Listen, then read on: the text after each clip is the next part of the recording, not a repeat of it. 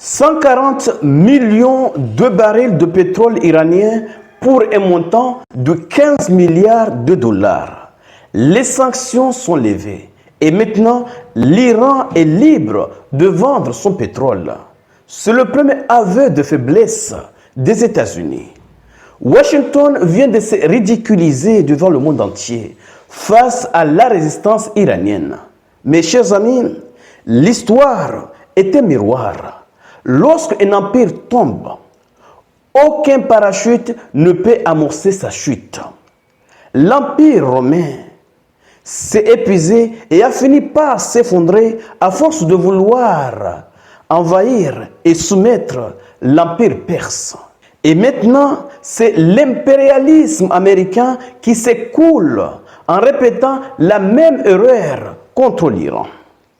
Mais derrière cette autorisation de vente se cache en réalité un piège cynique pour l'Iran et une manœuvre désespérée pour affaiblir la Chine. Et c'est dans ce cadre que nous allons aborder en profondeur de cette vidéoconférence.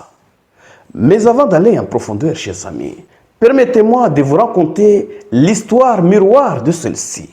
Nous sommes en 363 après Jésus-Christ.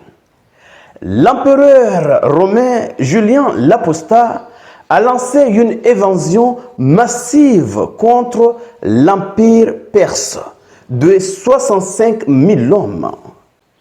Il a brûlé sa propre flotte pour pousser son armée à avancer. C'est ce qu'on appelle l'orgueil impérial. Résultat, il est mort dans le désert. Son armée a été complètement décimée.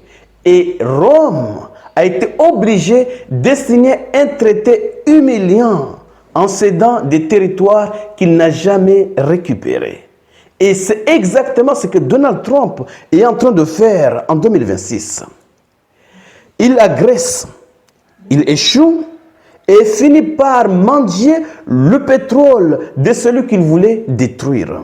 Chers dames, chers demoiselles, chers messieurs, partagez cette vidéo au maximum pour faire en sorte que ceux qui ne sont pas encore abonnés puissent également bénéficier de ces informations. Et si vous ne faites pas partie de la communauté, il est temps de cliquer sur le bouton suivre pour rejoindre votre communauté.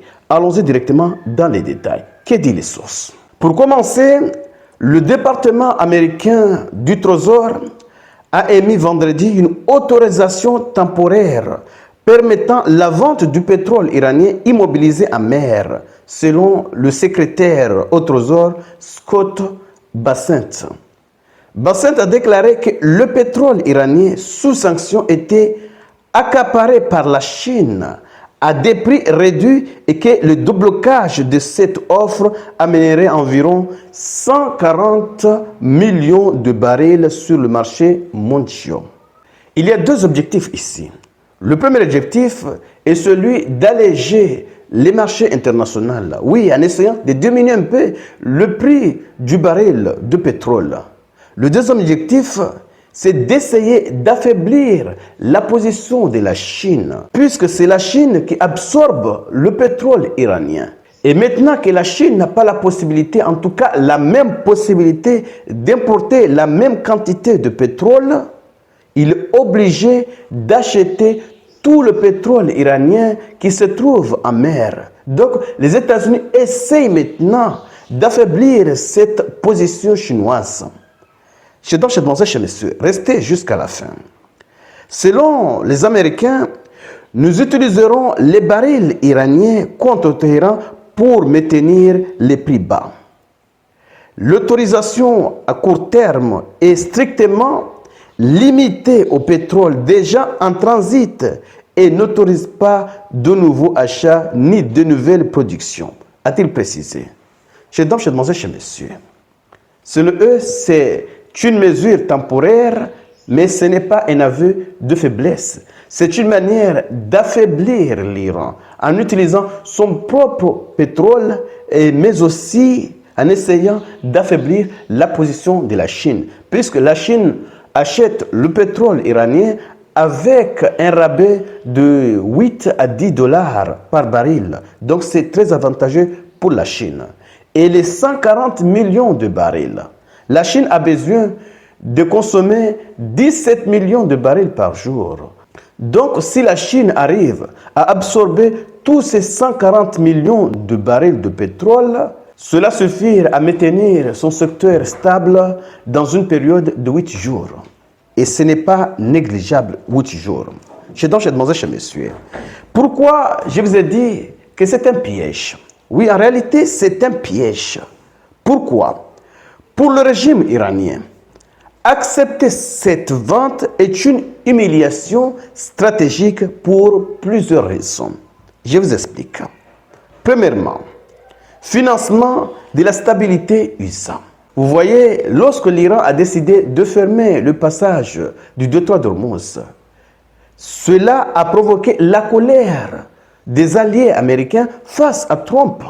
Oui, parce que la fermeture de ce passage a un coût considérable. Oui, et ce coût est ressenti même aux États-Unis. Donc c'est vraiment un danger pour la politique de Donald Trump.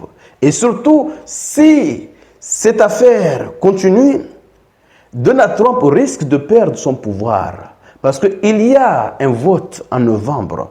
Et l'électorat qui souffre à cause de cette guerre va se tourner vers la partie démocrate tout en abandonnant les républicains. Et ça sera un choc pour les républicains, mais aussi pour Trump. Parce que si Trump venait à perdre sa majorité au Sénat et à la Chambre des représentants, ce dernier pourrait même perdre le pouvoir par une procédure de destitution.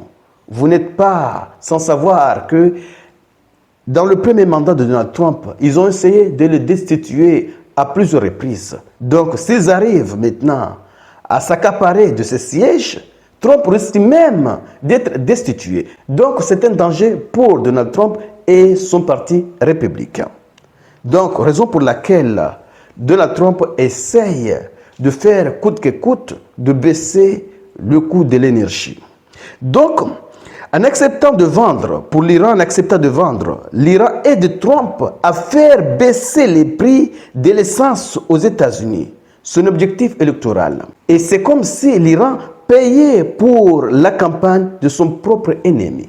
Et l'Iran n'a pas l'intention d'aller dans ce sens, puisque l'Iran a déjà déclaré qu'il n'a pas de pétrole en mer.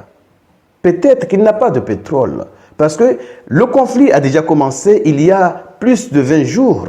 Donc, pendant ce temps, la Chine a peut-être déjà absorbé tout ce pétrole fantôme, parce qu'elle en a besoin. Je demandé chez monsieur. Deuxièmement, perte de contrôle.